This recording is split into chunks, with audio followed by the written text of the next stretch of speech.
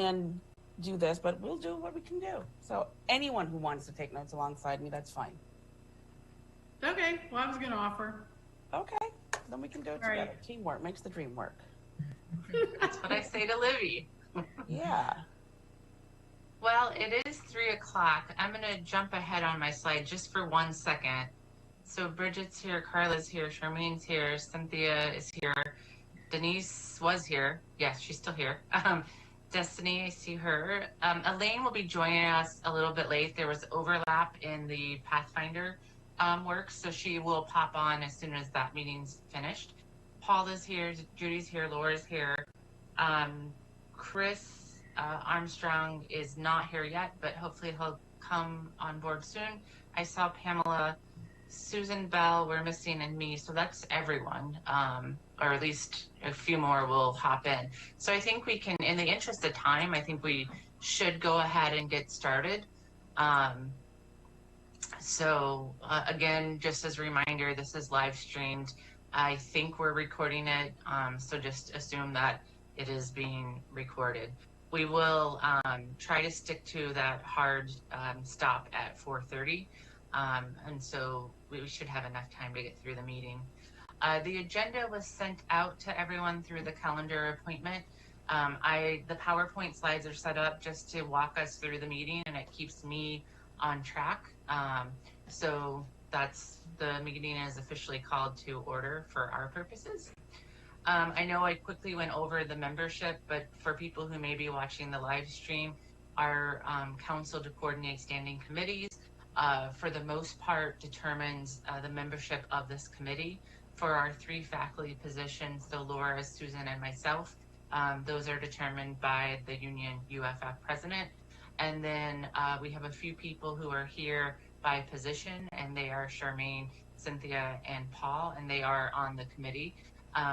May Ashby joins us as a guest, as AVP over HR, but she participates, in our meetings. Anyone else who's interested in observing just for future meetings that we do on Zoom, always direct them to the live stream so that way they can watch what we do in the name of both Sunshine and shared governance. I do want to take a minute to welcome our new members. We had 5 new members joining us this year. So Carla McCabe, Cynthia O'Brien. Well, I should stop and say, Carla, you represent, I don't want to say the wrong employee group. The Professional Employee Council. So PTAC. Cynthia O'Brien, congratulations. You're now the Associate Director of Payroll Services. So she has joined us by position. Destiny, I'm not sure what council, I don't want to say the wrong council. I'm on the Career Services Council.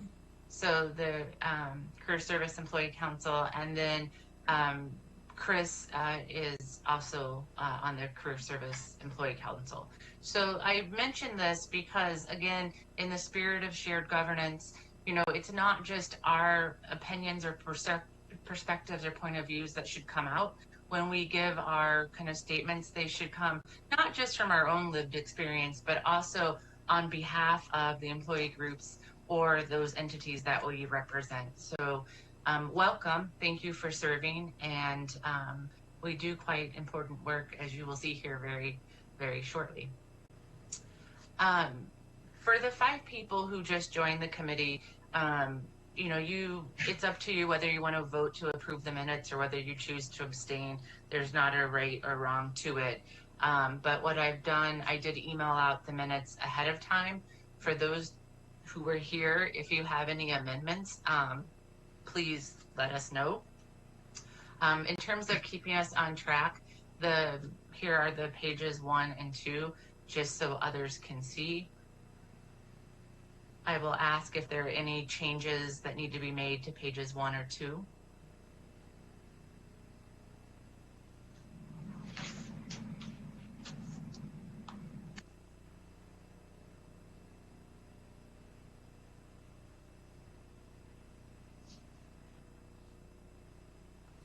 I think my question has to go with pages 3 and 4, but we'll get there.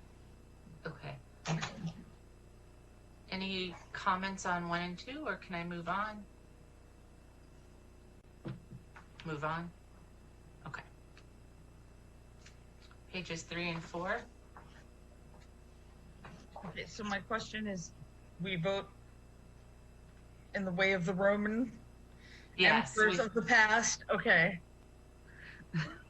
Yeah, no, we kind of implement the thumbs up, thumbs down. We will take sideway thumbs if people want to kind of continue discussion. It's just good IBB practice that it helps get kind of our voice and perspectives out. Any additions or deletions, corrections to pages 3 and 4?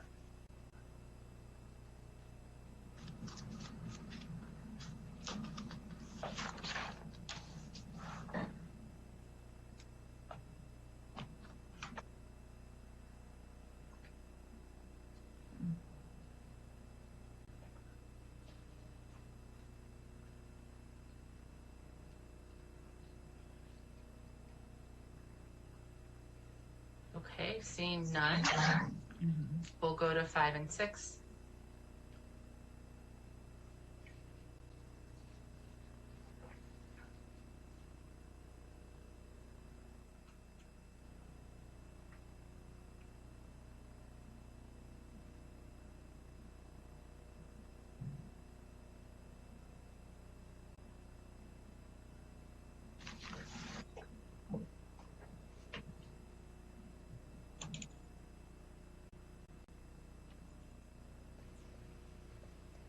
Can I just ask, CAC stands for, The College Advisory Council, okay.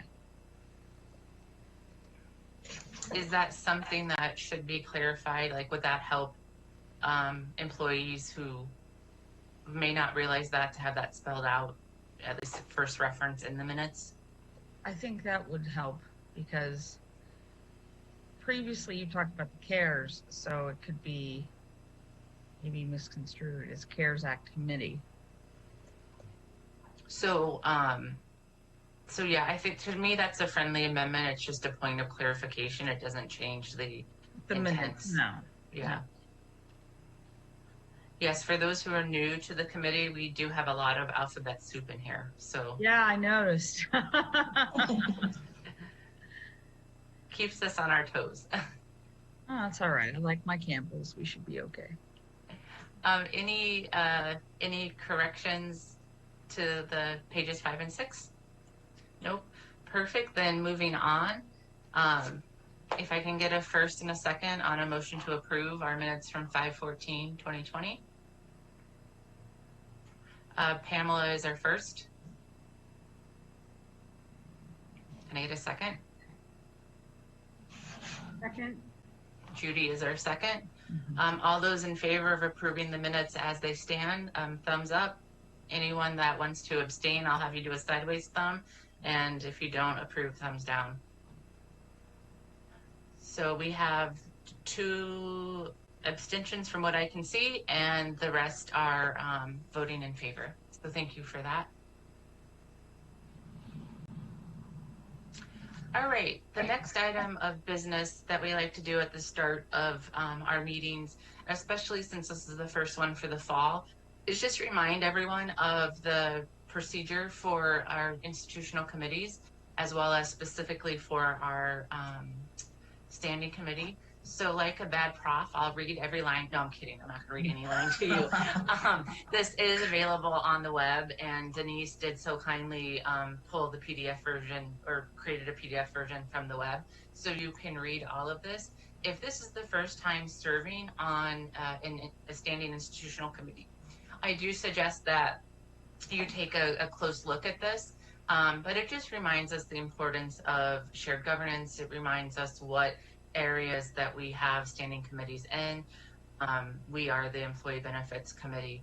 It helps, we've worked to make sure that the duties of the chair and co-chair are outlined here, so that way that's consistent across all of our standing committees. Seeing as we will need a new chair for this committee, that is something to look at closely if you're considering taking on those duties. And again, that continues through the 14 points. Just as an aside for our agenda and minutes, We do work to make sure that we're in compliance with the rules. And so for this committee, the agendas must be posted at least 7 days in advance of the meeting. And we do try to work as quickly as we can to get our minutes posted and keep our website up to date. It's really important because our fellow colleagues, friends, employees, the benefits are such a big part of our compensation package that people like to be apprised of what's going on. So we do our best to keep that up to date, or as up to date as possible. For our next slide, this is the employee benefits. So if you want to start looking at composition of our committee, that'll get you the membership. But if we look at our purpose, the Employee Benefits Committee serves as an advisory committee to review and or recommend changes to the benefit options offered to the employees of the college. And so how this works is that, we'll do kind of that at first, deep dive alongside HR to give them feedback on how we think this will impact not us as individuals, but our fellow employee groups. And to talk about our concerns. And then we do take votes on this committee because sometimes we do have hard decisions to make, and we want to make sure there's record of that. But what we have to be mindful of is that when we make a decision in this committee, it's a decision to recommend X, Y, or Z. And so the committee chair will work with May Ashby to take that suggestion forward to the executive team where those higher level organizational decisions are being made. So we could work to recommend here, but it doesn't mean that we have final say in everything that goes on. Our role really is to be the voice of the people we represent.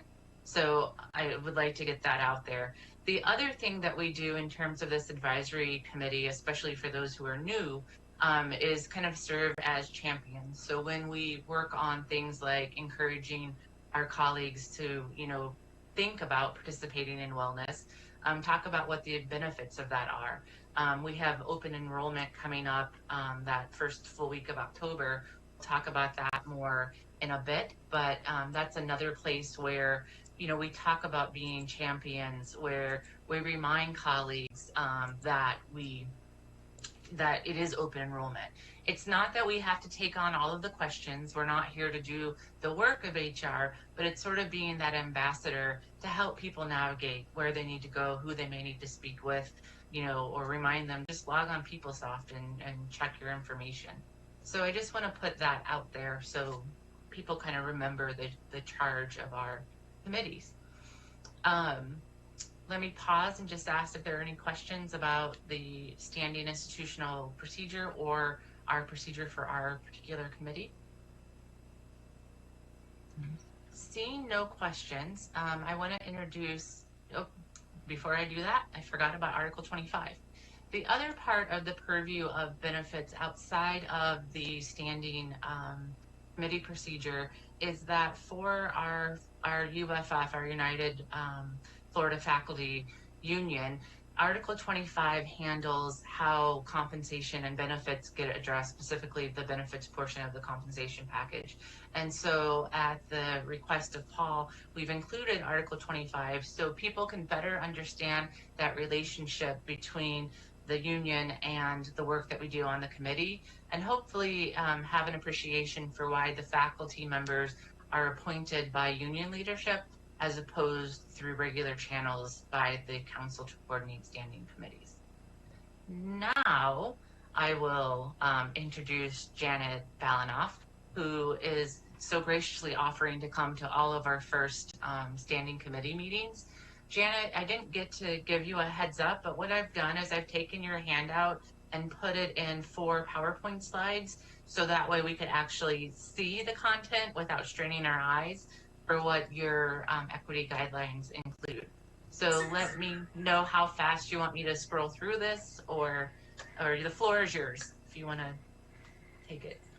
Thank you, Tracy. You have so eloquently covered things that I find important about the actual mission of this committee and all standing committees to play into the shared governance discussion that we're having across campus and represent various elements within our college. And those elements, people think of, well, just faculty, just career service, but it goes beyond that because each one of you represents a seat that had a designation, and some of them are quite specific. You might be faculty from academic foundations, you might be career service from student affairs, something like that. But your representation is so important for that segment of the college, and yet you still preserve the role of voting for things that you find best for the college and giving that voice, as you pointed out. When I talk about preserving the point of view, I talk about expressing that voice, and sometimes you may have 2 or 3 different voices where different employees have told you different priorities, and you would be expressing them all. So I'm ready to go to the next slide. And think about the idea of inclusive language. There are times when pronouns come up that we might dispense with. There is a trend to move to the plural pronoun for everything, every time that you can. To move to the singular reference, but the plural as the pronoun for it, which might drive my colleagues in English crazy, but it is becoming more and more common to say, a student asked me this, and then they went down the hall. When we look at the kind of language we use, we are asking that you put the individual first, and that you say things like, the employee with a disability might thus and so, rather than that employee being labeled as a disabled person. It's an employee first, and perhaps that employee has a disability. And then the communication without pronouns, sometimes we just don't need them at all, and we can take out the gender-specific pronoun. Next slide. The unconscious bias is also thought of as implicit bias. We're starting to talk about this on our campus more and more. I want to encourage everyone to think of it as what we used to call stereotyping and move forward from there. The idea of unconscious, meaning not willful, bias, meaning a particular point of view that may not be supported by evidence, or it may be anecdotal as opposed to based on research. So if you will look at your own assumptions when you say these people, it's probably a giveaway that you're about to think of a stereotype and references such as that. When I talk about discrimination, I go beyond expressions of bias, and I talk more specifically about actions. So adverse impact is something that happens after you take an action that you think is neutral, but adverse treatment is very specific to the person or the group involved. Adverse treatment would be saying you cannot do thus and so because you are a thus and so. But adverse impact comes in when, again, we might make a stereotyped assumption, a decision, and not realize that that neutral sounding quality affects people differently based on race, sex, national origin, age, religion, other protected classes. So I differentiate those 2 types of discrimination. And final slide. Woo! Have to come right up close to this. Adverse impact. And finally, to talk, as Tracy mentioned, about transparency, the procedures for standing institutional committees do reflect the idea of posting minutes as soon as possible, even if you label them as draft, rather than holding them for the next meeting when they are approved. That is one way to do it that many committees have adopted. We also ask that your agenda be posted in advance, as Tracy mentioned, so that anyone who is interested might join in. They may not be able to participate, but to know what is going on is very valuable. And also in your communication that you include your ex officios and your individuals who are on your committee by position, so that everyone has information. While you may restrict the voting, of course, to those who are voting members, which excludes your ex officios. Your ex officio members are not allowed to chair the committee.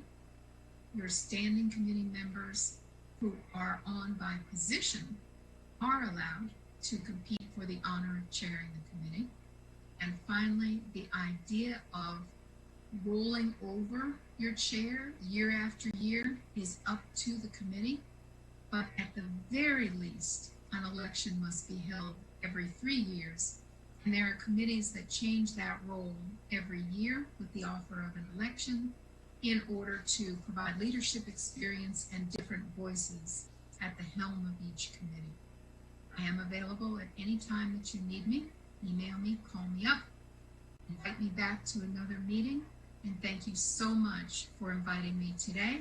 I'd be happy to take questions if there are any about the Standing Committee Guidelines for Equity. If not, if you all feel fully versed. Thank you for coming, Janet. We really appreciate it. And I just want to add that given the nature of what we talk about when we're talking about benefits and plan designs and wellness, you know, we do have to be really mindful of the language that we use, because we do talk about differences in health based on what group you might be in. And so we want to be really mindful of that. And if you ever think that we're not being mindful or we're not being all inclusive, Janet is here to reach out to, and you are encouraged to reach out to her because we really do want to have the best practices given the nature of what we do on this committee. It is very personal at times. And when you start talking about someone's health and wellness, you can get into areas of disability where people do stumble into some stereotypes at times. You get into areas of age, you get into areas of sex and gender. And I appreciate this opportunity to say once again, I am available at any time that you need me. Good to see you again, Tracy. Again. Yes, we spent a lot of hours this morning together. So We did. And here we are again. Thank you so much. Time for me to go. thank you. Okay, bye. Thank you. I'm gonna give everyone a minute to look at the call for chairs and note takers. If you have any questions about the roles, we're happy to answer them. I have been serving as chair of the committee for 3 years. So I feel like now is a good time for me to, as Janet said, let someone else step up to the helm to have the leadership on it, because I have a lot of obligations this year. So I think that would be wise. So that's why I'm rolling off. It's been a really rewarding experience being chair. I've always joked with the HR folks that at times I felt like they should have given me an office and a desk in their space. But it's been rewarding, and it's been a good experience. So if you're looking for that leadership role, which many of us do seek at the college, this would be a great one to take on. And the note taker role, I think in some ways it is a labor of love, but the power of the pen is so important, because I do know for a fact that our colleagues do look at these minutes. And so they pay attention to the work that we do. So it is important. So any questions about the roles? Any call for nomination? While I'm looking for that, thank you, Susan, for coming on the meeting. I couldn't figure out how to quickly get to you because I saw the message that you were in one Zoom over another. So somehow I clicked on something wrong. Yeah, no, I saw that because I got the message that you were in the faculty senate one. So I'm glad you found us and found the right one. Tracy, it's Pamela. I thought in maybe not the last meeting, but the meeting before that, someone else had mentioned that they were interested in being the chair. Am I thinking of the wrong meeting? Was it Larry or? Larry retired, so he may be So joking about the retirement chair. He may be, on the beach chair.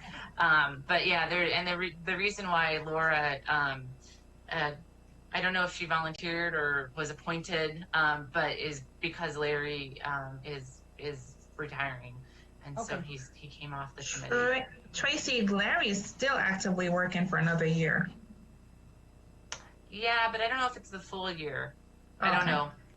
He's off the committee, and Laura is on. So Welcome, Laura. We're glad to have you, Laura. she's well versed at speaking. Any thoughts of chairing? Well, I would say no for this year because I want to learn what I'm doing first. But that doesn't mean that in the future that would be something that I would be adverse to. So who are the What? members that are missing right now? Chris is missing, and Elaine Caggiano will be joining us as soon as her Pathfinder meeting finishes. And it's only 2, so we have pretty good attendance today. We have very good attendance, let me just flat out say. I have suggested that, we can do the call for nominations now, but I've suggested that we table the vote to the end of our meeting, so that way you have some time to think. I can maintain the controls of the PowerPoint and kind of keep a seamless transition. So if someone wants to move to table the selection of chair and note taker till the end of the meeting, we can do that and return to it. And it might give you, especially those who might be new who are thinking, hey, I kind of want a leadership role. It might show you that it's easy to, get this together. I use PowerPoint to keep us organized. Denise and Charmaine, especially for this semester, did the lion's share of the work to get us organized and off the ground for this meeting. So if I can get a motion, unless you guys are ready to nominate and vote, otherwise I would ask for a motion to table the selection of chair and note taker till the end of the meeting. Well, I think maybe we should wait because if the other 2 come, then that way you have everybody who might be interested available for those things. So I motion to table. Can I get a second? Oh, fast on the seconds. All right, all in favor of tabling till the end of the meeting? Okay. Any opposed? I like it. Any abstentions? Okay, seeing none, it is tabled till the end of this meeting, just to be very clear, and we will return to this in a few slides. We have some HR updates, so we'll get some updates from Denise and Charmaine. First up is where we are with the 2021 reward cycle, and also looking ahead at 2022. It is a bit of an odd thing to wrap your heads around for those of you who are new, but for the first kind of 3 quarters of the year, we work 1 year ahead, and for the last quarter of the year, we're working 2 years ahead. So it just has to do with completing the program in time for payroll to get the rewards programmed, so that way for that first check in December, which moves us towards the January deductions, everything is in place. So it is, for those who are new, some of us are still trying to get our heads around it. So never fear. Denise or Charmaine, do you want to take over? Yeah, I'll take it from here. Thank you, Tracy, and good afternoon, everyone. My name's Denise Wall. I've been on the committee from date of hire by position, and I am a voting member of the EBC. Welcome to all the new committee members, and we definitely look forward to working with you and making sure that our programs are suitable and for the needs of our employee population. Regarding wellness, if I could draw your attention to the top of the picture or chart that's on the right side of the screen. In the very tiny words, you'll see 2021 reward. The dates for the 2021 reward were September 1st, 2019 through July 31st, 2020. So just as Tracy mentioned, we run like an academic year. So think of mid-year to mid-year for the following plan year's reward. As a reminder, we have a $50 per month reward based on requirements that are designed in the wellness program. So for 2021, The two requirements were to complete an annual exam by July 31st of 2020 or a physician's results form or a Quest biometric screening. I'm sure I said that backwards. So let me start over. Biometric screening or a physician's results form by July 31st, 2020, and an annual exam or an office visit by July 31st. So as you all know, we had some interruptions in well exams being available. So through spring break of 2020, we had pretty decent participation in the 2021 program. At that point, we probably had about 100 people who had done one or both of those activities. So this committee met in May and we were able to design an alternative to completing the wellness program. And that looked like offering on-demand wellness webinars through Florida Blue to give folks that were uncomfortable with visiting their physician's office or uncomfortable with going to Quest the opportunity to complete their wellness reward. I'm happy to report that as of the report end date, July 30th, we had 415 employees who have successfully completed their 2021 program and earned the $50 per month reward. It is by far due to the wellness webinars that we have those great results. 240 of the employees who earned the rewards watched the wellness webinars. So we're very grateful for the partnership with Florida Blue that was definitely available as an alternative, reasonable alternative.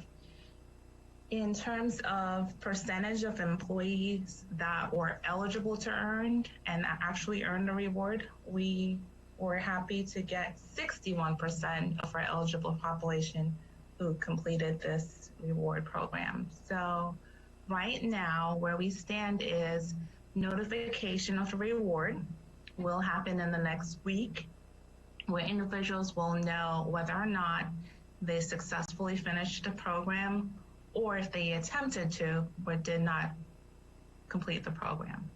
So between now and November, we'll be able to have some final numbers so that payroll will begin paying those rewards in December 2020 based on healthcare elections that will happen in open enrollment next month. So before I look ahead to 2022, any questions about 2021? Denise, sorry, I'm getting feedback on my end. I just wanted to tell you how much I appreciate that you stay on top of all that. And I get that it's within your scope, but it really means a lot to me and to my family and other people that I am, friends with on campus, that you let us know where we stand and when we achieve. And that's really critical for us. So thank you for following through on all of that. Thank you. So I love you. Thank you. I appreciate that feedback. Thank you.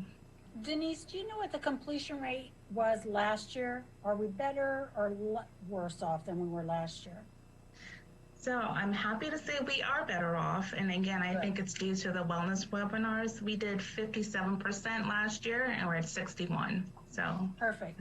Thank you. Yeah, you're welcome. Any other questions? Okay, looking ahead, as you can tell, the program actually was, we had some challenges with getting reporting results.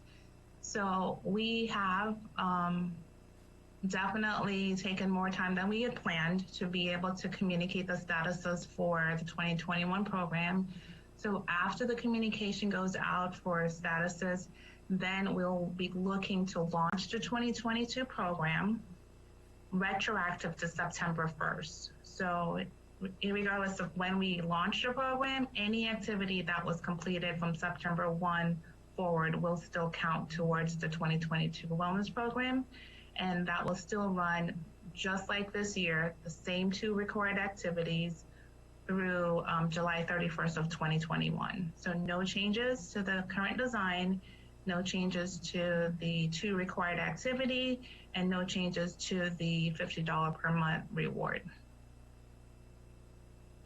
And that is all I have on wellness, unless anyone else has any additional questions.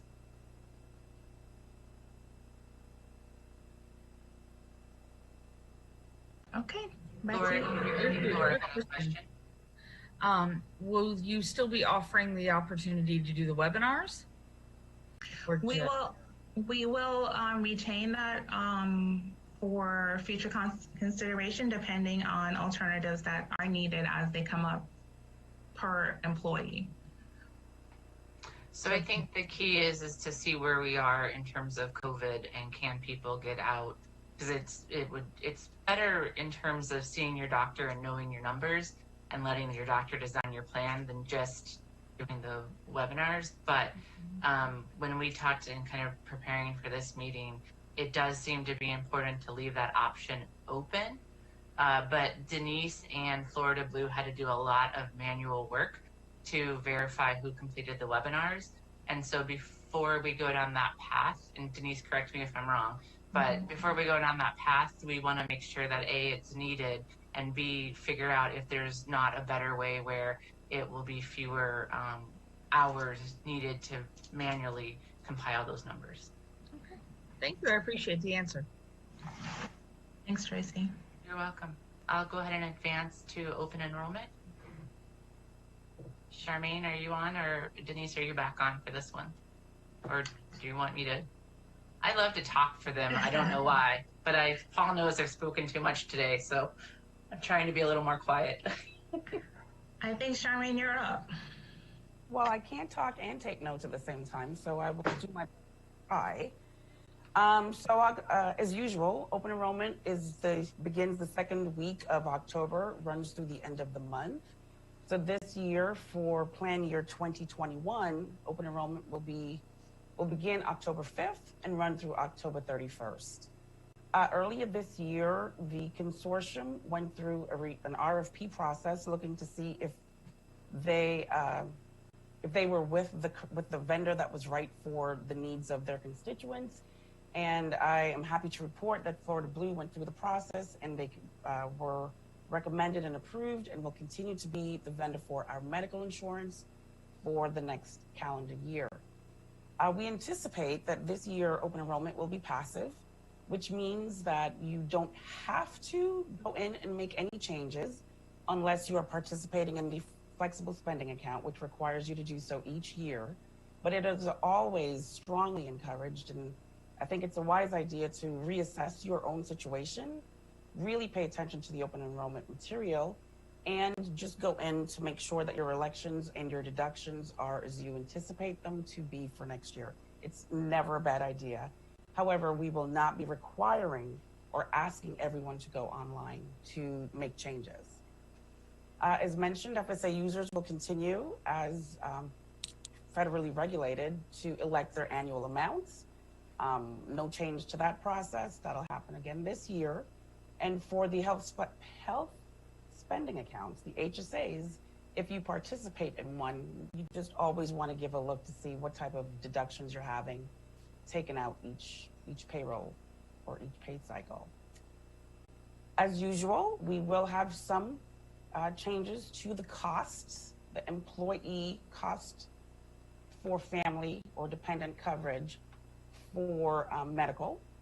And this year we will also have changes to the actual plan design. So we'll get into that in a moment, but just to give you the overview. And as always, it's a great time. Open enrollment is a great time to review all your selections and to make sure that your beneficiaries or your beneficiary information is updated, whether it's for life insurance, whether it's for your retirement plans. It is just never a bad idea to go online and make sure that we have that information on hand, and just to make sure that your affairs are in order. Next slide, Tracy.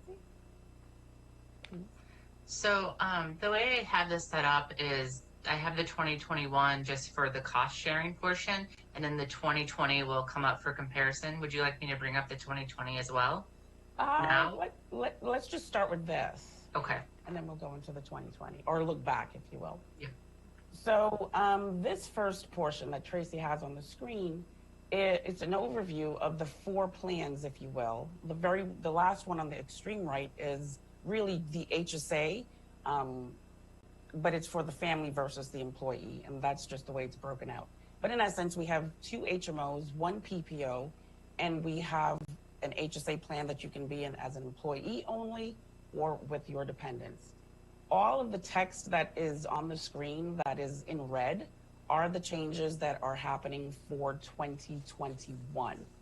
So if you look just under the very middle plan, the blue options 3766, under the deductible where it says deductible per person, family, in network, if you notice that red text says 600/1800, and that is a change from 2020. I'm just looking for it because I have my notes here. Give me 1 second. And that change is of $100 for the employee only and an increase of $300 for the family. And you can, if you can just highlight that, thank you, Tracy, exactly. That's the correspondence. That's the one on the bottom is what it is this year. The one above it is what it will be as of January 1st, 2021.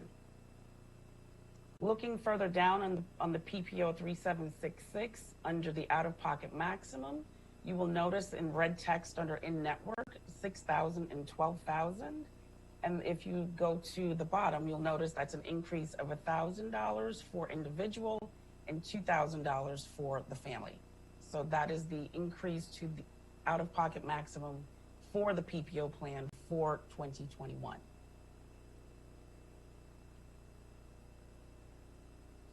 Moving on to the HSA under the deductible, you'll notice on the 2021 for in-network deductible, it's going to be $1,750, $1,750. And if you look down at the bottom, it was previously, or it is for 2020, $1,500. So that's an increase of $250 for the in-network employee-only employee-only deductible. I'm looking between those 2 things on here and on what's on my in front of me, so I'm like all confused. All right, so the out-of-network, you see it's going to be $5,000 in 2021, and that's an increase of $2,000 because it is $3,000 this year. And moving on over to the HSA for the +1 or the family, it's it will be 3,500 versus 1,500. It will be 10,000 versus, actually, can you scroll to the right on the bottom for me, Tracy? Please? Yeah. Here, this way? Yeah. Yeah, there you go. Thank you. So it is increasing $500 for the in-network deductible for the family plan. And for the out-of-network, it's increasing by $4,000 from $6,000 to $10,000. So the way I have these slides set up is I did it through the cost sharing, and then I'm going to advance for a second just so you can see what's coming. So then we can talk about the medical preventative services, what's different. And then on the last 2 slides, I couldn't get all of that information on a side-by-side. It's a lot. So I did it that way so we could see. So I guess before we advance to the next portion, are there any questions? We are going to have open discussion about this, so we can hold if we want till she goes over all of the changes, but I'll just pause to make sure. Shall we continue on and save it for the open discussion? Okay. Seeing head nods. Okay. We will do that. Okay. So going back to the top of the page for the 2021 benefits, this is where, the plan design changes no matter what. If you use the plan and you get to those limits, you are going to feel the impact or the difference. However, the first impact you might feel is going to have to do with office services. So if you're going to see your doctor and you're on the Blue Care HMO 55, next year you will be paying $35. And I'm sorry if I come up too close to your screen, I'm just trying to see the little squiggly. It was 25 this year, so it's a $10 difference. And the $10 increase is across the board, I want to say, for the HMO 55, 58, and for the 3766, which is the PPO. There's a $10 increase on all those office visits.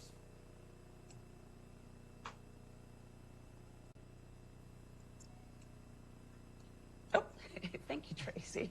I'm working on it, guys. I'm trying I hard. I like it. Maybe too much. You get a taste of what it looks like in my classroom. I appreciate it. So office visit copays will increase by $10 for the HMO 55, HMO 58, and for the PPO plan. Any questions on that? Okay. The HSA, there are no changes to the way those office visits will be handled. It will remain subject to the deductible plus 20% coinsurance. Just bearing in mind that the deductible is slightly more. Increased, yes. Let me, sorry, bring back my mouse. If it's gonna let me bring back my mouse.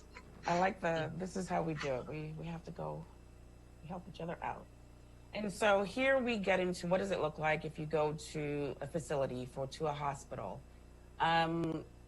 For the HMO 55, the increase for in-network will be $220 per day, up to $1,100 per admission. If you go to an outpatient facility, it will be if it's in-network but outpatient, it'll be $250 as your copay. And if you go to the ER and you're not admitted, no surgeries performed, in-network, you're going to pay $100 per visit. So it's a great reminder in that regard to ensure that we go out and we select our primary care physicians and that we utilize, the urgent care centers if we can, and not necessarily use the emergency rooms as our primary physicians, because it is costly and it does hurt the plan. Just for a point of reference, Charmaine, I've gone to the 2020, so that way we can maybe stick within plan. Sure. So instead of 220 and 1100, it's 750. It was. It is today. Today. Mm-hmm. If you'd like, I can tell you the comparison difference financially from current to next year for those three items Charmaine just covered. The in-network option 1 increased by $70. The per admission increased by $350. The outpatient in-network increased by $50, and the emergency room increased by $50. Yes, that is correct. Thank you, Denise. Blue Care HMO 58, that has increased to will increase to $350 per day, up to $1,750 maximum if you go to, the hospital for admission.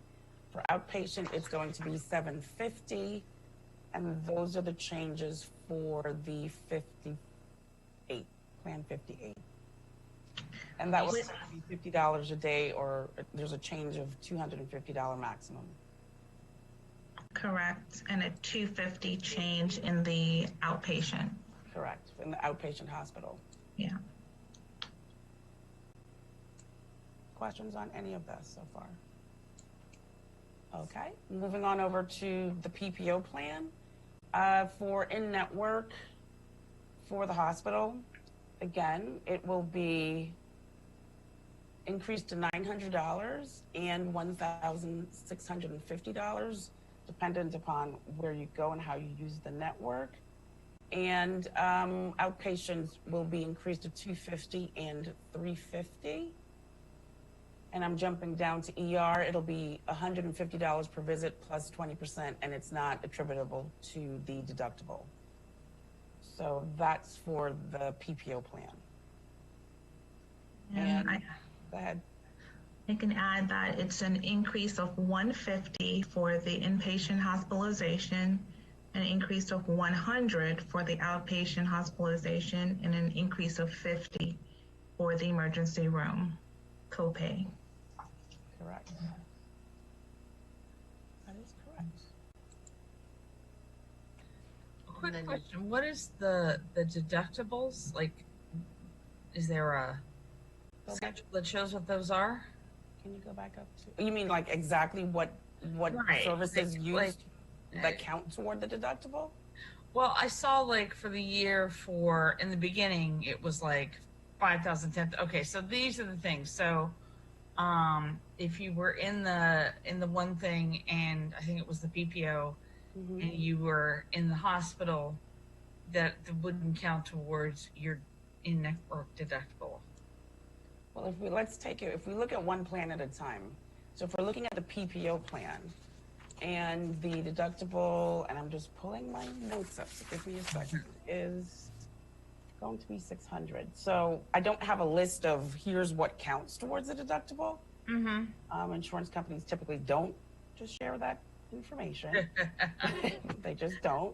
Mm-hmm. However, so your office visits would be. So your office visits would count towards your deductible. Okay. If you let's see, I'm just trying to pick something else on here. If you go to the hospital, obviously, if you're admitted, Right. that would count towards your deductible. So if you're on the PPO plan as a single coverage, then your deductible is $600. So let's say you were into the hospital, just making it up. If someone went into the hospital and they had to pay $900 for their admission, that $900 is already $300 more than the deductible. So at that point, you would have met your deductible for the year. Oh, okay. So was it the 20% part that didn't count toward this? What's the part on that last slide that we had that said some blah, blah, blah, DED?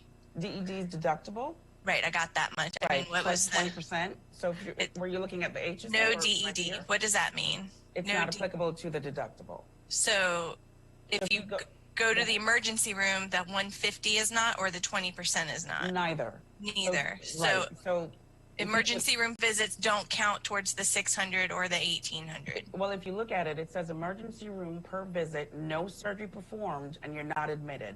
Right. So that means that you just went to the ER. Right. Got tested, got whatever. Right.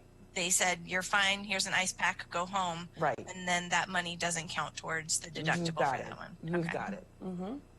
Laura, I think we're on the same page now. Are we on the same page now? Yeah, got it. Okay, we're good. We can go. Okay. Are you ready to be here, Sharmeen? Sure. I think we've covered all the changes. Obviously, if there are questions, all of this information, just so you know, we will be posting for open enrollment. It will be available to you. We're just in the midst of preparing all of that information now, which is why it's not quite yet loaded. But it will be in communication that goes out, that we always do every year. I know everyone looks forward with bated breath to the 17 emails that May sends between now and October 31st. So, and I know everyone reads every one of them. So we expect no questions. But yeah, so all of this will be, distributed to you at a later date.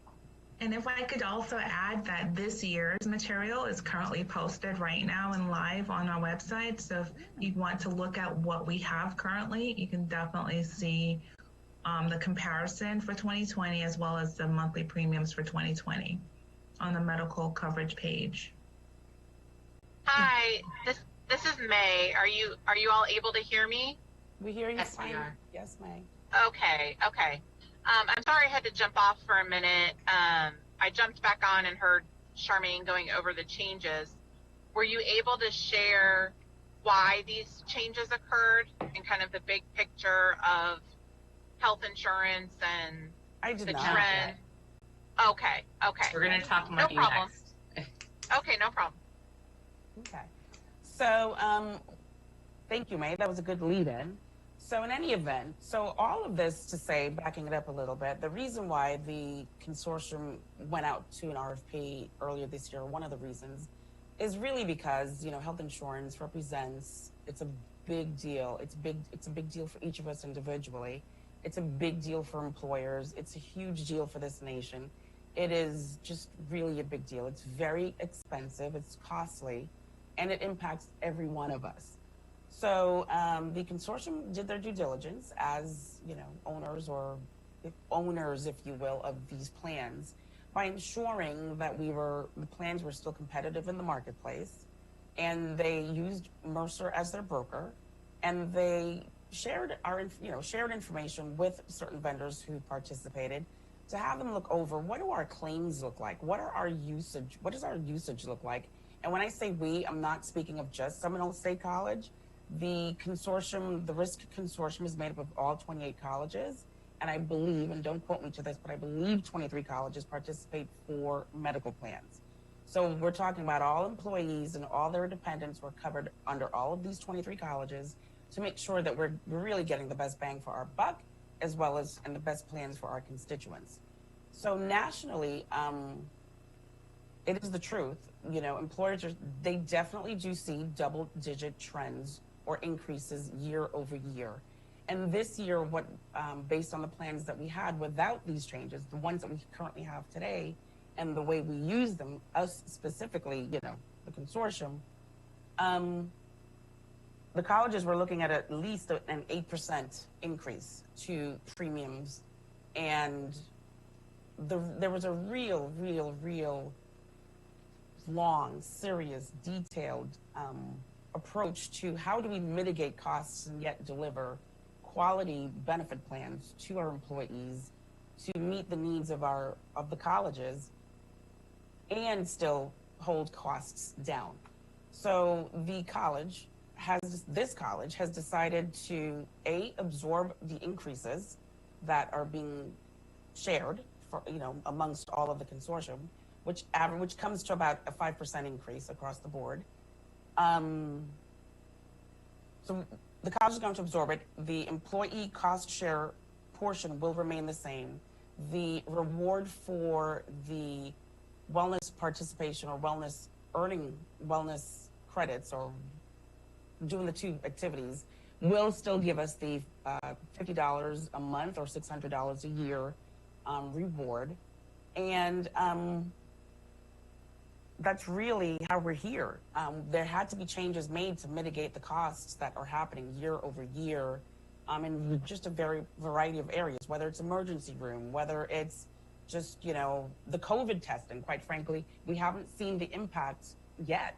None of us, and when I say none of us, I mean the nation. We don't know the impact of all the COVID tests and that were at no cost to the user, but the insurance companies absorbed all those costs. So there were just a lot of things that go into consideration of the of cost and plan design. And this was the year to really make some changes. We continue to have what's known in the industry as some rich plans. We have some plans that they no longer sell, that Florida Blue no longer sells, that other employers can't offer, but there's a cost to retaining these plans. So that is the real story behind all of the plan design changes for next year and where we are as far as increase to the college and to dependent premiums. Irene, do you mind if I add something? Thank you so much for doing a really good job at giving an overview of how we got here.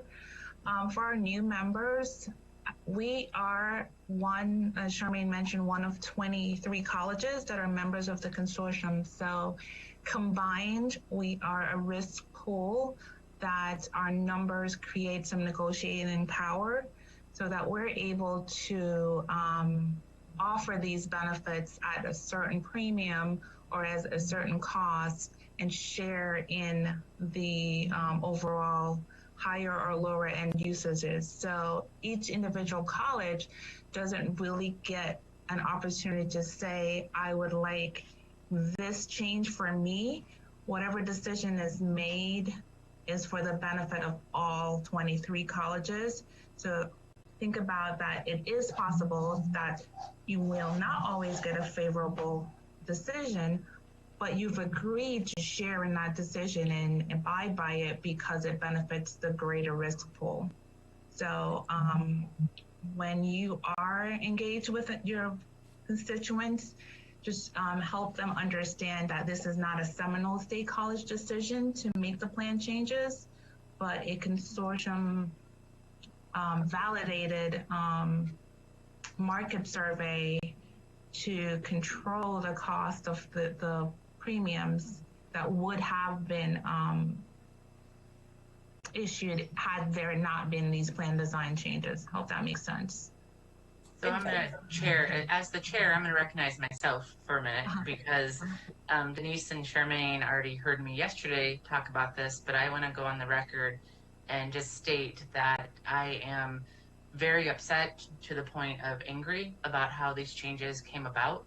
I understand that we're in a budgetary crisis, not just we, but the Florida state as well as their state college system. And so while I can appreciate why we want to minimize what cost we have, and we know that the compensation and benefits, you know, it's a package, and we talk about that in terms of not going over 80%. I am angry because 2 years ago, this committee voted to keep the quote unquote rich plans that we had and pay for them with an employee contribution of 30, 50, and 70, also as a way to incentivize those folks who would choose the HSA, which is much cheaper to the college. So then they end up, if they do wellness, they end up with the money, the $600 that they can decide what they want to do with it. And then they also get the contribution.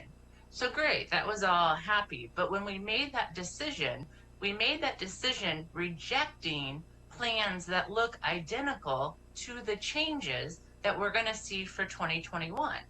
And it angers me because we did not have a say in any of this. We did not get to air our concerns out before Joe went and voted, you know, representing us as one of those 23 in the consortium. And while I appreciate the fact that we're not in full control because we are takers from what the consortium gives, when May had to go and do the vote on do we nix CVS from our pharmaceutical offering mix, she brought it to the committee first to say, what are your general thoughts and feelings about this? How do you think your colleagues and constituent groups will respond? And we were able to, you know, tell her, and the committees gave the green light to CVS. I am angered by this because now we still have the employee contribution at the 30, 50, and 70, but now we're getting the plans that we had rejected when we agreed to have the 30, 50, and 70. And so I just need to let it be known that this is wrong and it's not shared governance in work. And I would like to see the elimination of the employee contribution because you're giving us the plans, not you, but the consortium are giving us the plans that we had said no to in the trade-off for the 30, 50, and 70. So yesterday, they got a lot of different words coming from me. I'm trying to be a little bit calmer today, but I'm upset because I don't feel like our mechanism of shared governance was used to talk about what would the impact be on the employee. And then when you look at the importance of longevity of committee members, you know, we have 5 committee members who are new to this, that they weren't here to see those decisions and why they were being made. And if Nate Ferguson were here, I'm sure he would lose it because he was one of the many of us, because it was a majority vote that advocated for paying a little bit more, you know, out of employee pocket to have the better plans. So I'm putting that out there. I understand that we're in a budget crunch as a college, but we're also in a budget crunch as a household. And if I'm paying more to go see my doctor, that's not money that I'm using to buy my $5 a gallon milk or $4.55 per gallon, or paying my now $210 electric bill. You know, it just angers me because I know we're not going to get a raise. That's not in the cards, given where we are. And now you're asking us to pay even more because it's hidden in utilization as opposed to premium shares. I'll stop. I'll be chair now for a second. I have a question. Yes, Susan. That when you brought up the idea of shared governance, I thought there had to be shared governance.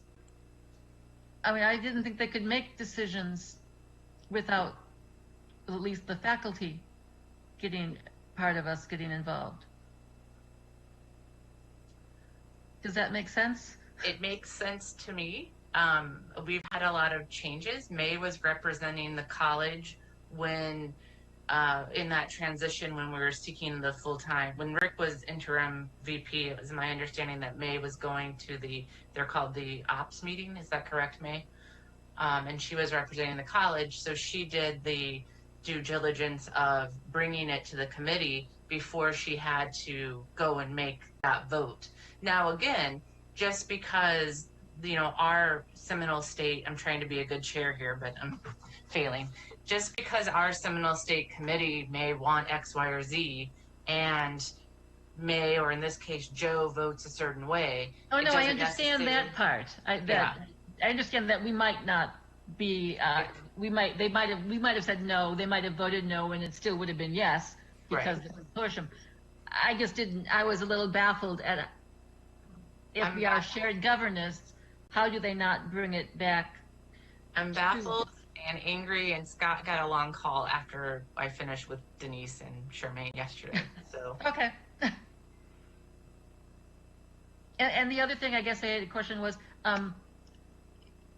I never actually got and this is going way back, a thing saying, I know I did all my stuff to get the benefit, the wellness thing. Is there a list somewhere that we can check that that we have everything?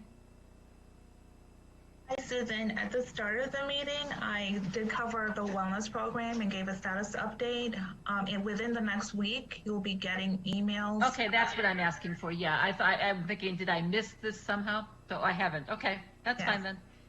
All right, thank you. You're welcome. So, quick question. So, the new plans are, because everything went up. Were we expecting it to go up that much? Because some of these out of pocket, especially in the PPOs and things like that, have gone up almost double. So was that something that we were expecting, or did we agree to do the employee payment in the hopes of not ending up on these types of plans? I guess is what I'm asking. So I would say that knowing that, well, every year, quite frankly, there should be an expectation that there's going to be increases. I mean, that's just been the way that it has been I would say, for the last 20 years, I've not come across any employer, any year where there haven't been increases to benefit plans. It just is. Yeah, but some of them have doubled. Every year, there are definitely benefit costs increase. When it comes to plan design, I honestly cannot speak to, from my memory, in the 7 years that I've been here, the last time that the consortium made plan design changes. I honestly can't say that I remember that we have really increased copays and things like that. I mean, they might have done $5 maybe 5 years ago or something, but they really don't do plan design changes year over year. But definitely we have seen the cost of the value go up each year. So I can tell you that we did not have any forward knowledge or foreknowledge that in 2021 was the year that they were going to do these plan design changes. We are really the messengers of it. We're getting used to it ourselves. We just got this information.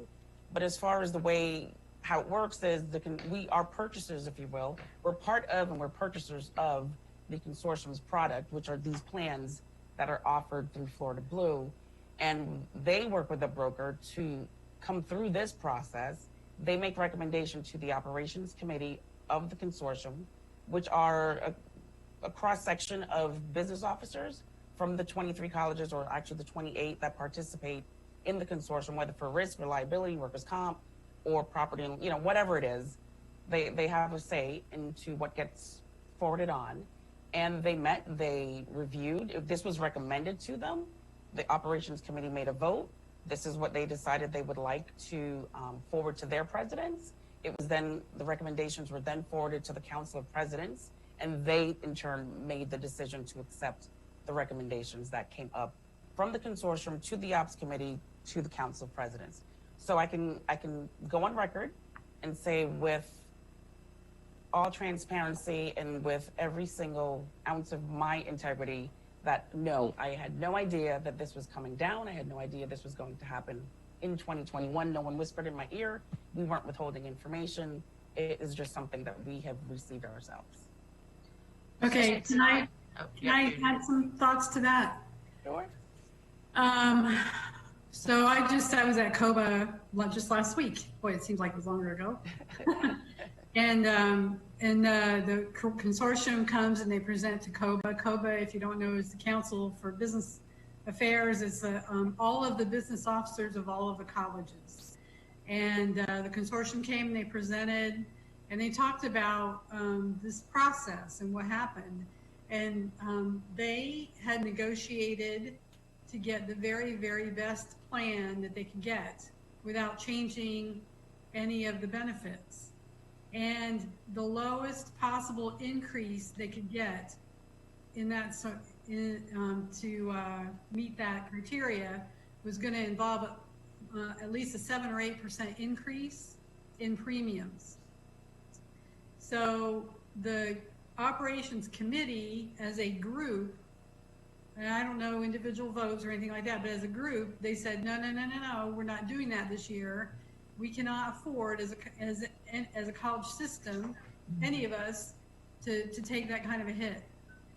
So keeping in mind that we are in a year where enrollments are down 10%, more than 10% at Seminole State, but across the system, and it's down by, in numbers, closer to 20% at many colleges.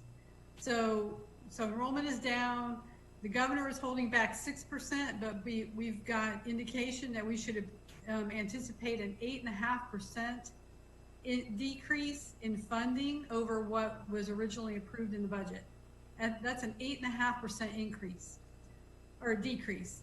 And so the business officers already knew that going into the ops committee meeting. They knew that the colleges could not afford this increase. And so they asked them, the team, to go back and rework the numbers until they were under 5%. Even 5%, we have no idea how we're going to pay for it. But Judy, what did we budget for? Because we always budget an increase in cost of benefits. So recognizing that COVID didn't exist, what did we budget for the increase? Yeah, we normally budget a 6 or 6.5% increase. But keep in mind, that was before we knew we were going to be 10% down on enrollment, and then the governor's holdback and the reduction in state funding. So we're looking, guys, at a $5, $6, $7 million hole. We don't know exactly the number because the governor hasn't said what the actual cut is going to be. Because it's an election year, so they won't be telling anybody the answer until November 4th. Right. And they've also said that they don't plan to have a special session in November. So if that ends up being true, then that means we might not find out what our actual budget cut is going to be for this year until January. And so now you're looking at whatever cut we have to make, we have to do it in half a year. So that's why we've got to do preemptive things now to get a handle on it. Well then, okay, so this is another kind of maybe non sequitur. So you talked about, Tracy, the insurance company sending us to CVS. But we're all on Walgreens, so... No, so what we did that year, and I believe it was just a 0.5% increase. So there had to be a vote at the consortium. Do we leave CVS on our plan and pay 0.5% higher, or do we take it off of our plan and save that 0.5%? And May, before she went and voted on behalf of the college at that committee meeting, consulted the employee group, and we gave her the feedback that we would support her. We did it through email, but we gave her the feedback that we would support her to say, let's take CVS out of the plan to save a little bit of money, because we didn't see that as a major inconvenience for our families. Yeah, it's an inconvenience, but it's not a major inconvenience. My concern is that our whole purpose for employee cost sharing was to keep our quote unquote Cadillac plans, and have employees have a little bit of skin in the game. But now, 2 years down the road, we're still paying the employee premium cost share, but we have the plans that we rejected in place, and I can pull up notes to show you how what we're getting for 2021 is what we said no to. They had different numbers, but the deductibles and the max out of pockets were all very similar. And we said no to that. We would rather pay the 30, 50, 70. Now we're still paying the 30, 50, 70, and we're getting those, maybe instead of Cadillacs, maybe we're getting the Lincoln plan now. I don't know which is higher, but it's I don't feel like employees had a voice, and maybe it would have been nice to get an email to say, look, the college, system is facing an 8% increase. If we go this route, the increase is only 5%, but that never happened. Mm-hmm. And so I was caught off guard yesterday, when the three of us were preparing the slides, finalizing the slides for today, because I feel like I know that our HR team did not hoodwink us, but we had made a decision with assumptions X, Y, and Z 2 years ago, and now we're not in an ideal situation, I don't think. So, one more thought? It's disappointing that we didn't get to hear about it first, and I understand that. And I wasn't here when the original deal was struck, but quite frankly, I am stunned that we are not paying more. I thought for sure coming into this meeting, we were going to have a very large increase in premiums. So whoever was on the committee that solved that portion, my hat is off to them, because I see what the budget numbers are. And yes, again, Tracy, I agree. That's our purpose here, is to help make these decisions. But wow, I thought we were going to be making really tough decisions today.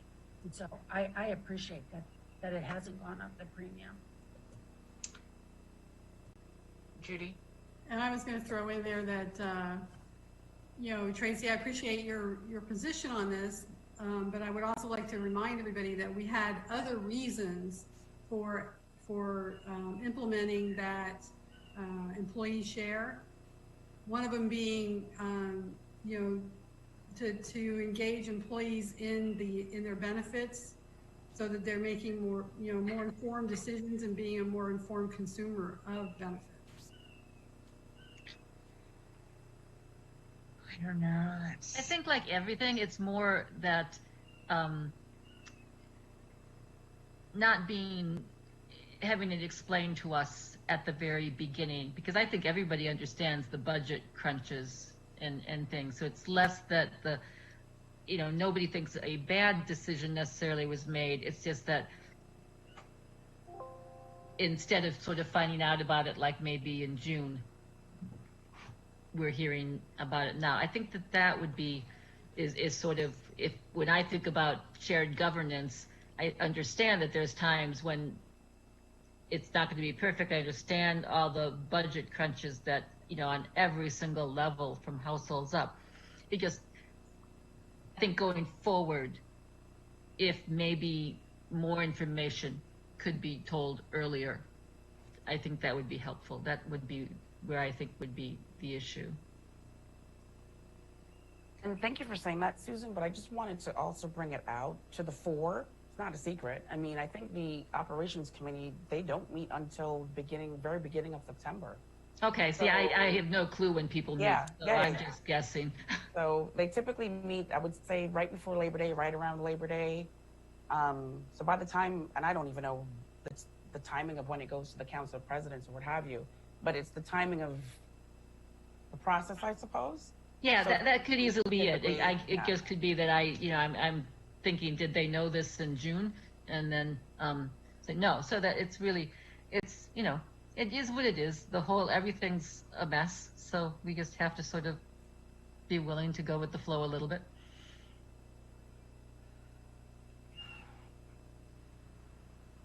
I just think it depends on what income level you're at. It depends Certainly. on how much savings you have. It depends on how good your health is. For some of us, it might be no big deal, but for others of us, it is a much bigger deal. And when you increase, now I know from my time here on this committee, we don't have very many users who hit the max out of pocket for the year. But just looking at the PPO, you're going from 5,000 to 6,000 max out of pocket for the individual.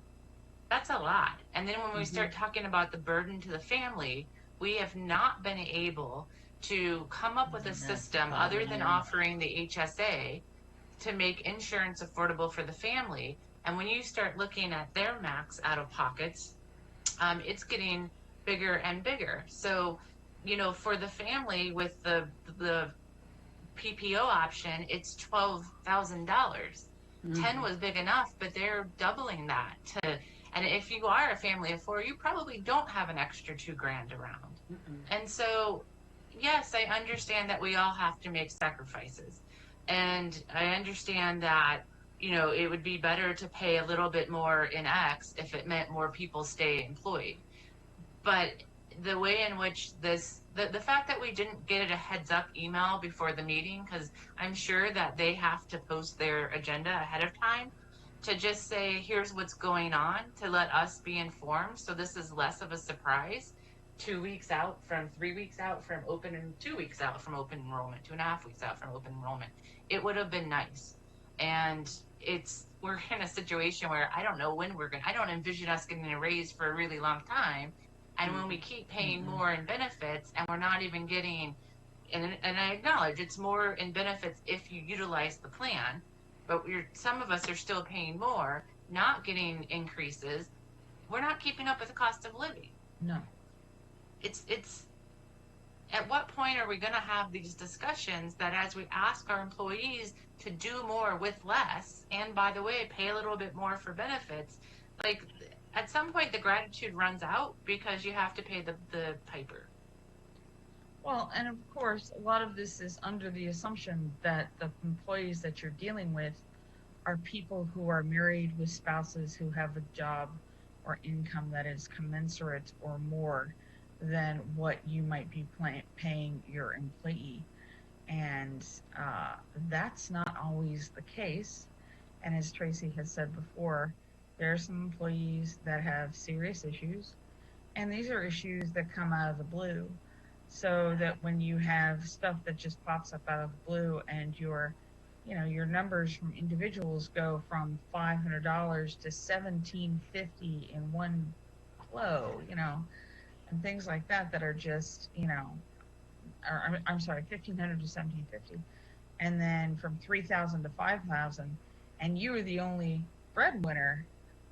That is a huge thing. And then on top of that, not only do you have these deductibles that are going up, you have, again, the daily prices. So you're thinking $10.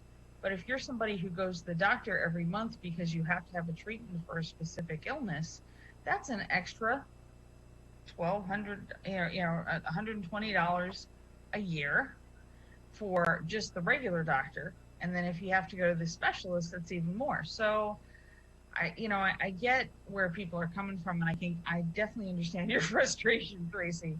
The question becomes then, because when we go back to our constituents, we have to tell them, okay, we hate to be the bearers of bad news. Please don't shoot us where we stand, but this is something that you need to know. How to explain to them in terms that they can understand. Because when we can say, well, it was an 8% increase or something like that, it's something where, again, when we don't have a raise coming in, we certainly are not getting any assistance from the government, especially like you said, because of COVID and the like. How do we? Because I can just tell. I know some people are going to be furious because if they get sick now, they may go, I'm going to get a terminal disease before December hits. So at least I can have all my problems now before these big things hit. So how do we explain to them how this works? Because again, I feel Tracy's anger, and I feel like that's going to be a big thing we're going to have to deal with. So that's my 2 cents. The other thing that, I would like to point out, I don't utilize the HSA, and Denise gave me these numbers yesterday. We have 122 employees utilizing the HSA. Now, we are fortunate in that the consortium and the college will still do that $500 deposit into the HSA account. So come January 1, and I'm just going to deal with the individual right now. Come January 1, an individual will have $1,000 in their HSA account if they're new and they didn't roll any money over from the previous year. If they have an emergency that first week of January or first month of January, they're not going to have the $600 in wellness fees to cover that. 1,000 plus 600 takes you to 1,600. There's still a gap of 150. I guess I can live with 150 on deductible. But the reality is in terms of cash flow, people aren't going to have that $600 from the wellness reward until they earn it $50 at a time throughout the year. So if someone new wants to join the HSA, they have to have $750 in their bank if they go to a first emergency. If you go to a doctor's appointment and you start to see the billing, I saw the chiropractor's billing, it was $400, straight out of pocket billing. I don't know that the employee would want to choose the HSA, which would save the college a lot of money if they did, because it's a $300 difference in cost, about a $300 difference in cost between the PPO and the HSA. But if they don't have the $750 in the bank to cover that first emergency, to then get their cost share down to the 20 deductible plus 20%, why would they sign up for that plan? So at some point, yes, I understand that users are going to be asked to bear some of this cost, but let's also think about what we are doing in terms of expectation to even go to a lower cost to the college. Why would you do that if you don't have the money in the bank? And I can tell you there are plenty of employees who are making, $50,000, $55,000 who don't have money in the bank. We have income, but we don't have wealth in this country. Mm-hmm. And I don't know what can be done in this amount of time. So let's say we want to, maybe we can't solve the $10 copays that, you would have at each of your visits, but maybe we do a bigger inducement to get people to the HSA, because the HSA functions like the PPO. You just have to get used to seeing the full cost of the insurance bills, and you have to have that money up front for the deductible, which many of us don't have. I'm just gonna... Sorry, Jean. I just had a quick question, and maybe it's just being new to the committee, but since the agreement upon the 2021 benefits was just a meeting that happened, I guess, last week from what you mentioned, Charmaine, was there maybe any time or any way to have any consideration as to different companies? Or is that just never going to really be an option with their time and meetings and an open enrollment? I'm sorry, I don't think I understood the question. Can you repeat it for me? Competitive, competing prices. Like if they were just meeting last week to give us these increases, right? Which is understandable, right? We just got the numbers. No. What I was saying is that they told us about it in the past couple of weeks. They've been working on this, I would say, for the better part of this year. I happen to be a member of the selection committee that reviewed all of the vendors that came forward through the RFP process. So the review of our benefits as a collective started earlier this year, quite frankly, in the midst of the whole COVID. I sat through meetings, I would say late March, early April, to select the vendor.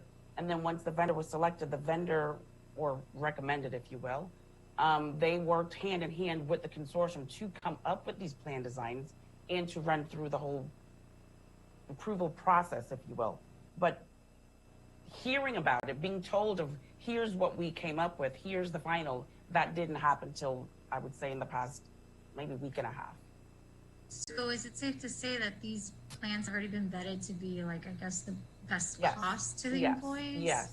Mm-hmm. I gotcha. Correct. So by the time they are presented to the ops committee, they've already been vetted. They've already been actuarially valued. They have been, our claims expenses have been matched up against it. They've gone out and looked at industry, and this is how they meaning Florida Blue and through their brokers, decided this is how the consortium, or this is how the collective that is the consortium can move forward with offering healthy plans to their constituents. And here's how we can build in some cost reductions. So yes. Charmaine, how long is the contract? Because prior to this, it had been 10 years since they did an RFP. So to Destiny's question, this was last reviewed 10 years ago. They reviewed it with vendor shopping now. Well, I would let me correct that. They review our benefits every year. That's what you do to be fiscally conservative. That's what you do as good steward of the benefits. Our benefits are reviewed every year. The relationship with Florida Blue has never gone back out to the market in 10 years. So there's a difference between the relationship and the review of our benefits. That happens every year. Destiny, we got to see a little piece of this whole process when we looked at the long-term and short-term, and Tracy helped me with the company, Ryland or Highland. Highland. We worked with Highland. So. Mm-hmm. You may have an opportunity to see that in the future. I've been on this, I think, 3 years now. So just, you'll get to see it. It's pretty amazing how in-depth everything gets. Thank you. I just want to be mindful of the time, and I think we might have a couple of options here. It is 4:30. Some of us have had already long days, and we may have more work to do this evening. I might suggest that we did table the election of the chair and note taker. We may want to kind of put our meeting on a recess and come back in 2 weeks, or whatever our schedules allow. We probably should do it sooner than that, since open enrollment is October 5th. But I want to be mindful of the fact that it's already 4:33, and we are at the end of our time as scheduled.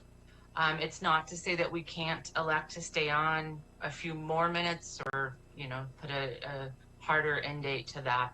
But I do worry if we keep on the discussion. We still have committee priorities for 2021. And then open discussion, and then we were going to go back to the selection of a chair.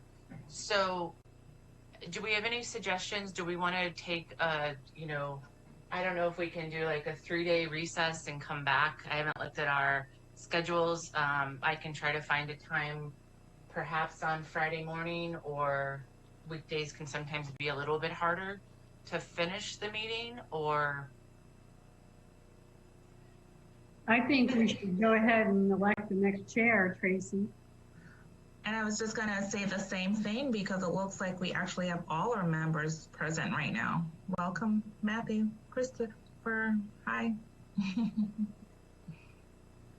Yeah, so okay, then let's pause on the discussion of the realities of where we are. I would like to see some action, or at least thinking about how can we incentivize the HSA, if nothing else, where maybe people would utilize that a little bit more, because when it comes to the individual, the max out of pocket at that stayed at $4,500 versus the $6,000 for the PPO. So I really want to keep talking, but I also want to go get my daughter too. So let's go ahead, and I guess what I'll need is a motion to table this discussion until our next meeting. Then we'll move to elect the chair, and then I will look at Paul to make sure that we don't have to wait 7 days to resume the meeting if we simply recess it as opposed to adjourn it, or if in the spirit of sunshine we have to wait 7 days to post the reconvening of the same meeting. Before you answer that, Paul, I just want to understand, what are we looking to accomplish in 2 weeks? I'm gonna be selfish and say I do need to get moving on open enrollment, and these plans are what I need to offer. So I need to be building out plans, getting people soft ready. So is the discussion to talk about a future plan year, or is the discussion to talk about something that we want to implement by January 1? I'm suggesting that we talk at least minimally to incentivize the HSA to close the gap, because like I said, even though we get the $1,000 as an individual from consortium and 500 from consortium, 500 from the school, if folks have that ability to have 1750 at the start of the year, they have the money to cover any deductible. So if they have a surprise visit, they have the money in their account. And then even though they have to rethink about how they pay their doctor, it's like good old 1980s again, then they have access to the deductible. They can then pay their 20%, and then their max out of pocket stops at 4,500 versus 6,000 for the PPO, because we have 293 users on the PPO. The HMO, you know, there's no max out of pocket for the HMO. So one might argue that the HMO isn't a $10 increase isn't terrible, recognizing that you don't have a max out of pocket and you don't have a deductible on that plan. But for the PPO users, and we have 293 as of right now, there are some real cost changes, both on the day-to-day or month-to-month utilization as well as to the maximum. So I'm suggesting that we might want to vote to recommend to then have May take, or Paul or both of them to take to executive team, to look at incentivizing the HSA so there's still an affordable plan for folks that still saves the college a lot of money, because it's going to save the college $300 per month per employee. So if we give employees a little bit more to incentivize them to take that plan, I think it might be a win-win for the employees and the college. Okay, thank you for clarifying. Sorry, when my emotions run high, I talk a lot. I don't want to put Judy on the spot, but I bet she could probably tell us whether that's a realistic goal, whether there is any funding that the college could come up with between now and January to incentivize the HSA. But we can continue this conversation in 2 weeks, unless Judy wants to. I don't know that Judy has to find money. Sorry, Judy. I don't know that you have to find money. It's the difference between the college paying $774 for a PPO versus $476 for an HSA. I mean, that's $3,600 per employee. You can't give them $750 to encourage them to go HSA to save almost $3,000 per employee. I'm not saying we can't, Tracy, but what I would say is, what if that choice means that I have to cut a position or 10 positions?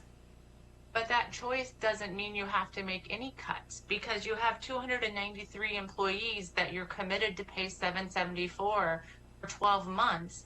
If you could get another 100 of those employees to move from that higher plan to the HSA, you're saving $3,600 per employee. You take that out to $36,000. If you give each of those employees let's just say another 600 to close the gap, because they'll get their $50 wellness reward. That's only costing the college, you're giving them 100 employees, $6,000. So to save the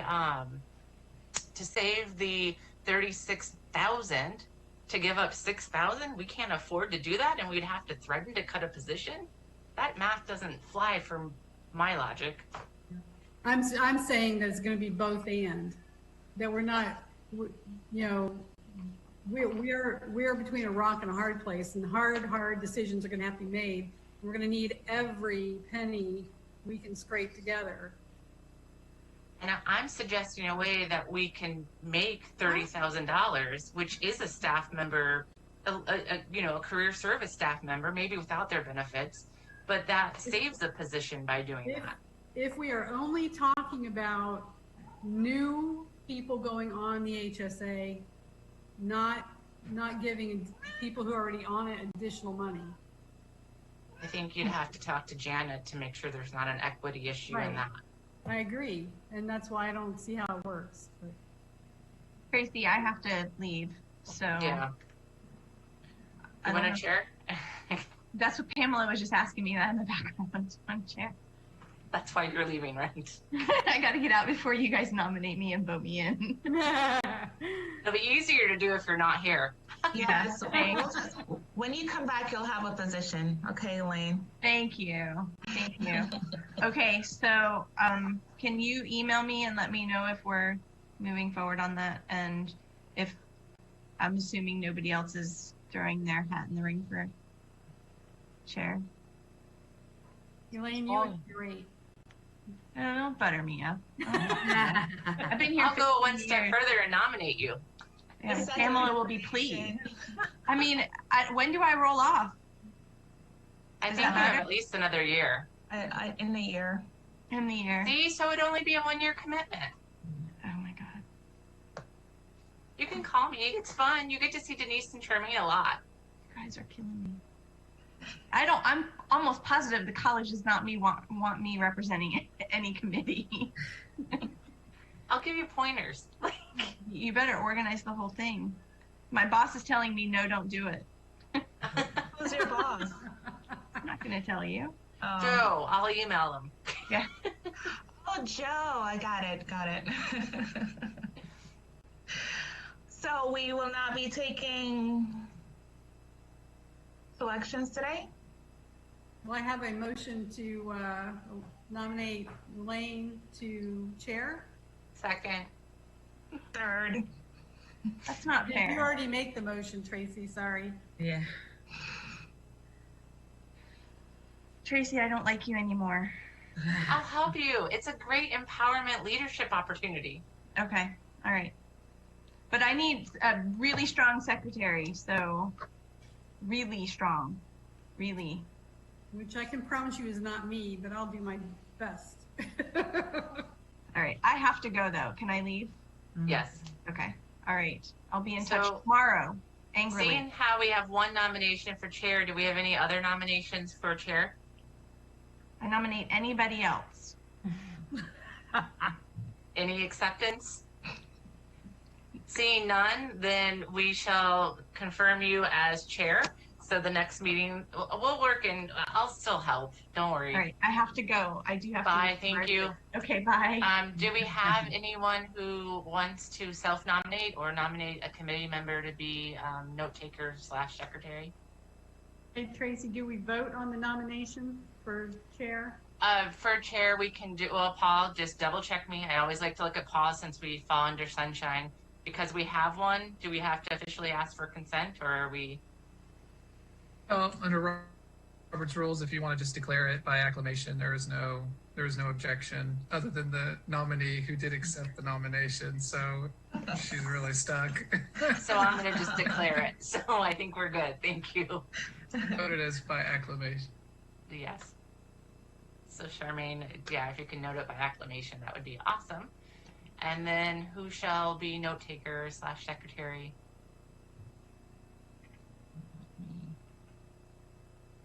I think Cindy would be great.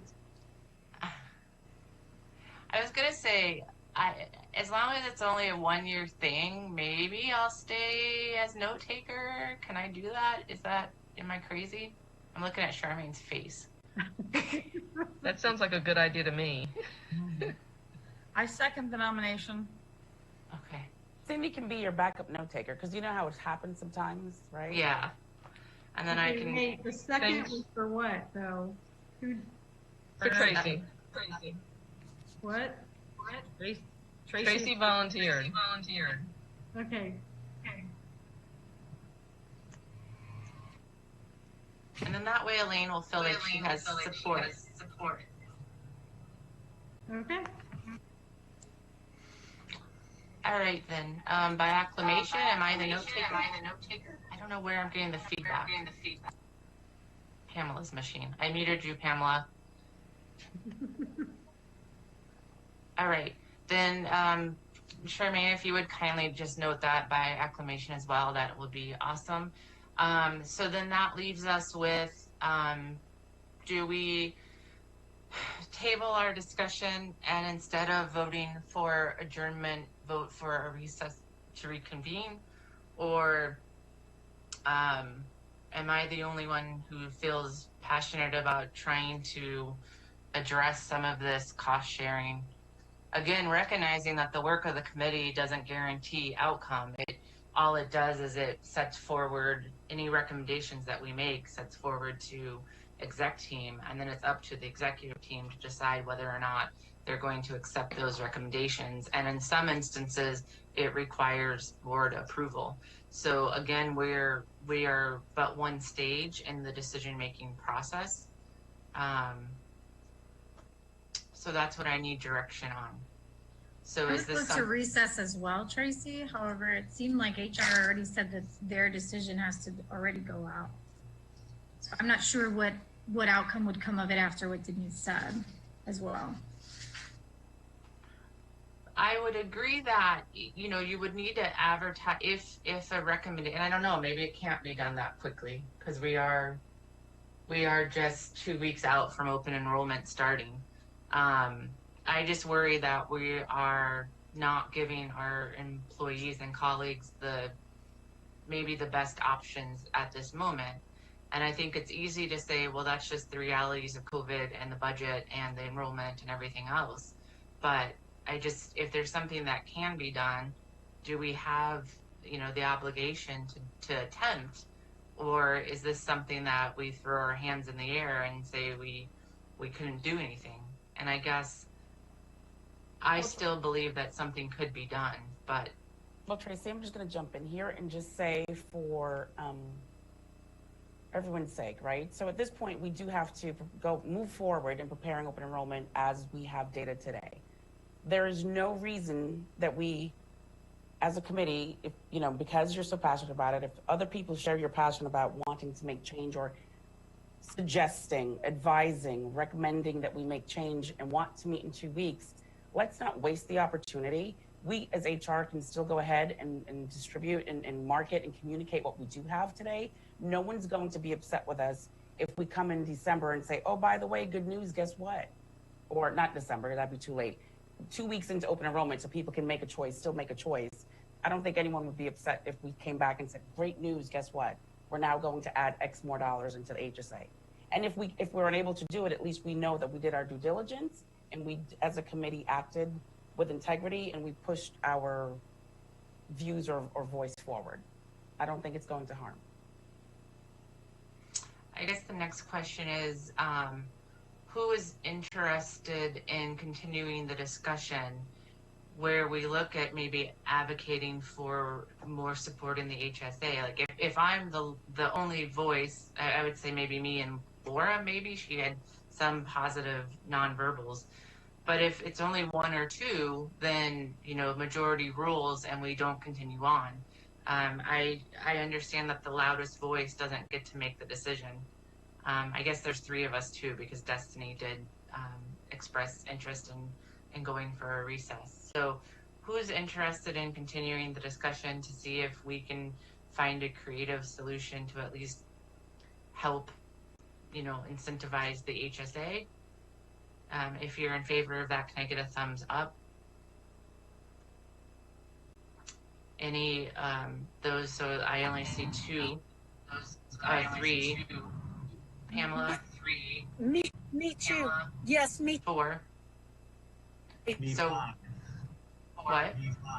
Me 5. I'm in favor of that. I'm currently in the HSA, and you know the additional funds are the only reason I chose it. So I totally agree with your passion that it seems like it would save the college money to give a little bit more to employees to enroll in that. They could save a great deal on their monthly amount. So I have to look at the numbers. So far it's just myself, Christopher, Destiny, Pamela, So I got 4. I don't know if there's a 5th. You forgot Laura Dickinson. I don't know if I can technically count her vote because she's not here. No, I thought maybe she put it in the message or something. So. No, Okay. no, she didn't. So, Paul, correct me if I'm wrong, but I don't think I can count her vote because she didn't leave a proxy and she didn't express a will. She's not here to vote. Yeah. So, so that's 4 out of, we have 1, 2, Cindy doesn't vote, Charmaine doesn't vote, 3 for for Christopher, 4 for Denise, 5 for Carla, 6 for Destiny, 7 for Bridget, 8 for Susan, 9 for Pamela. So, Carla, you were doing a thumbs up for, so are you the 5th vote? So then we have 5. We have 5 out of the 9 voting members present. So then that's a move towards continuing the discussion. Paul, I'll just look at you as sunshine, making sure all the rules are being followed. Hi, this is Bridget. I actually want to stay and continue the discussion, but I do have to run, so I don't know if you would count my vote. I would, as 6 out of 9. So then that moves to table the meeting. We will reconvene. Do we need to set a date now, or shall I look at everyone's calendars? The last bit on reconvening, what we will do is we won't finish out our motion for adjournment. Instead, what we'll do is move to recess, and then this meeting will continue on with the same agenda that we have left to finish. Shall I look at our calendars and find a date within the next 2 weeks? Yes, please do so. Okay. And then can I get a motion to recess as opposed to adjourn? A motion to recess? I need a first and a second. Motion to recess. Destiny. Second, Carla. Thank you. All in favor of recessing until we can get our schedules within the next 2 weeks aligned? Thumbs up. Any opposed? Any abstentions? All right. It passes. Thank you, everyone. All right. Thank you, Tracy. Thank you. I'm sorry for being 22 minutes over, but I appreciate everyone's endurance and patience. So, Tracy, before you hang up, though, I don't know if you're going to lose all these wonderful. I saw some wonderful suggestions in the chat. I will. Can I email it to you? Because what happens is when I hang up on the meeting, it creates a record of the chat, and then I can email you the text of the chat. No, and that's fine. Okay. Does the whole committee want the text of the chat? Yes. No. Okay. I'll just, if you want it, let me know and I'll send it to you. Otherwise, I'll send it to Denise and Charmaine, and we'll go from there. Perfect. Paul, Thanks, just Tracy. let us know if we need to re-advertise the meeting or not, since we recessed as opposed to adjourn, to make sure that we stay in compliance with notice. We'll post the date. I'm not concerned since it's a recess, but we'll, if it's still within like 7 days, still have plenty of time. So. Okay. Awesome. All right. Thank you, everyone. Thank you, Tracy, and thank you, everyone. You're Have a great welcome. evening. You too. Bye-bye. Bye.